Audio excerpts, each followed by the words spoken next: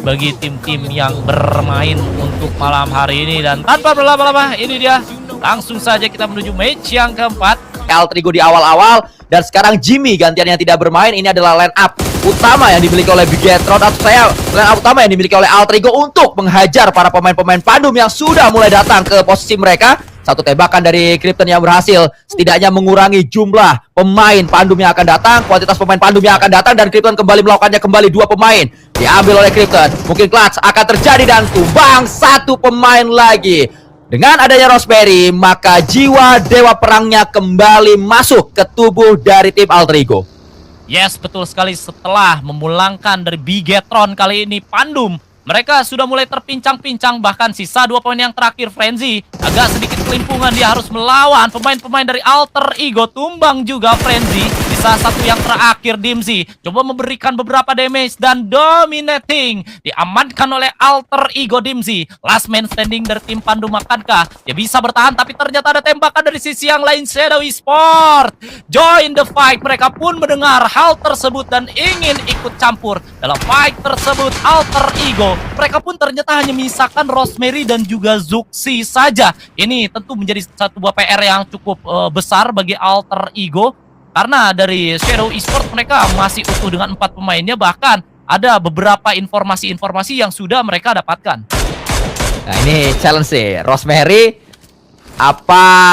Siapa itu depannya? Pemain dari Shadow tadi yang akan berduel dengan sebuah mini. Karena kalau kita lihat, Mastery ternyata yang ingin dihajar oleh Rosemary. Mastery gagal, Mastery sudah tumbang, tapi Rosemary akan berhadapan dengan beberapa pemain yang akan segera datang. Kelihatan ada satu pintu yang sudah dibuka, ada granat yang sudah dilemparkan, namun Rosemary pintar untuk bisa menghindari granat tersebut tanpa adanya splash damage yang masuk ke tubuhnya. Masih berputar-putar, berganti, ganti shotgun, cepat sekali sebuah looting yang diambil oleh Rosemary. Namun apa daya, ternyata Yoru lebih cepat dibandingkan Rosemary untuk mengambil nyawanya dan sudah pulang ke lobby. Alter Ego menyisakan 1 yang terakhir, Kepala Suku. Kepala Suku sendirian menghadapi 3 pemain aktif dari Shadow dan 1 pemain yang sedang knockdown, tapi Kimain juga mengetahui di mana Kepala Suku berada.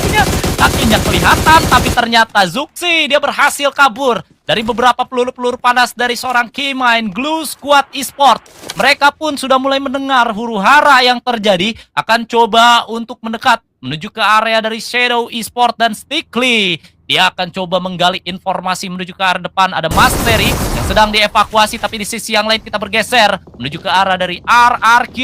Berhasil mendapatkan 1 pemain dari Zenok, tapi Nerpeko, pemain dari RRQ pun harus tumbang dari seorang Lapar. Dia pun sudah mulai mendengar adanya 1 step yang dibukakan oleh seorang Zyro, tapi tadi granat dari seorang Zyro maksud saya, gagal untuk bisa mendapatkan seorang Lapar. Ada balasan granat, coba lempar menuju ke depan, meletup sudah 2 bebek, tapi ternyata masih belum mampu untuk bisa mendapatkan hasil yang begitu maksimal. Tapi last buy mendapatkan hitmark menuju ke arah seorang Lapar kali ini, dan harus ada backup yang coba dimainkan oleh pemain-pemain dari RRQ. 1v1 situation, Zyro dan juga Lapar, tapi Lapar lah yang kalah. Zyro mendapatkan 1 poin eliminasi yang pertama bagi Zenox.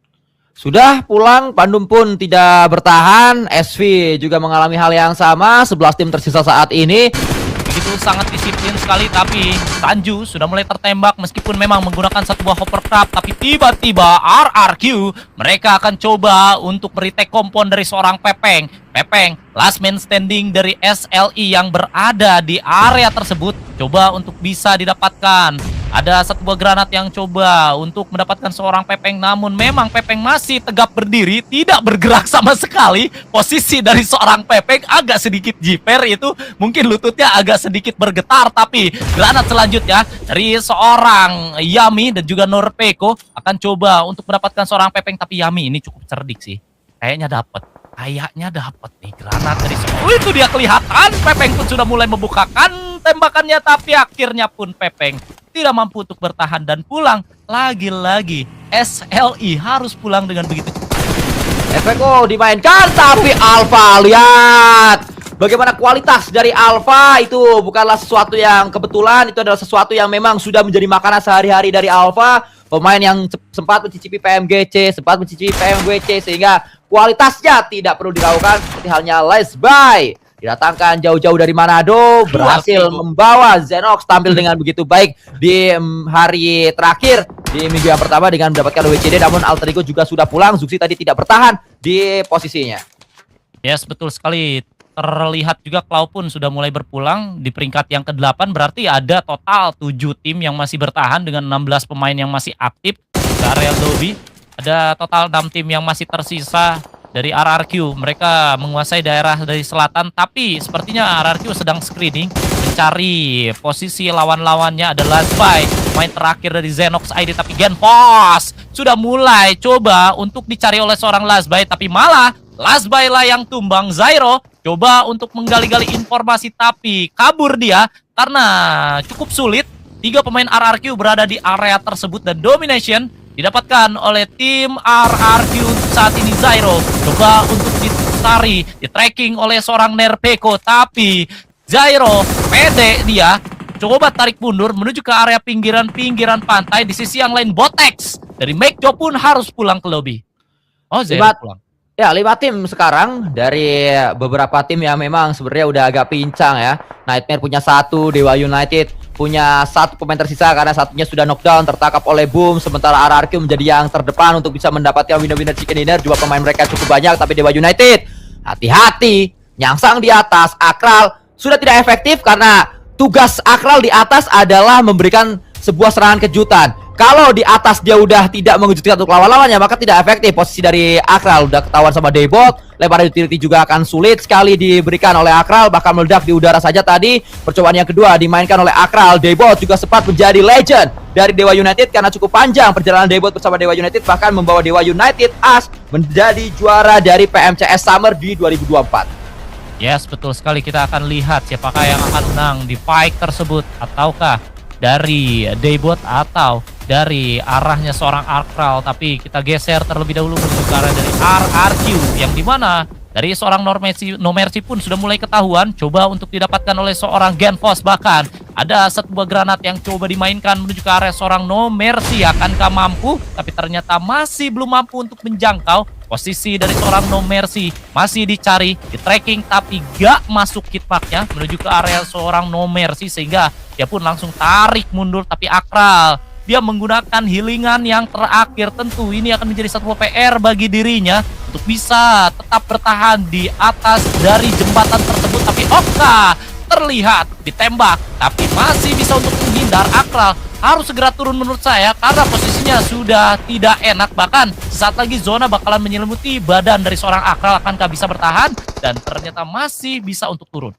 Sudah berada di bawah saat ini, justru Daybot yang termakan oleh Nerpe King. 1 pemain terakhir dari Mekjo yang kembali lagi menjadi last man standing dan sudah dipulangkan. Tidak bertahan Mekjo di match kali ini. Yami berada di sana. 6 elim sudah dikumpulkan oleh RRQ.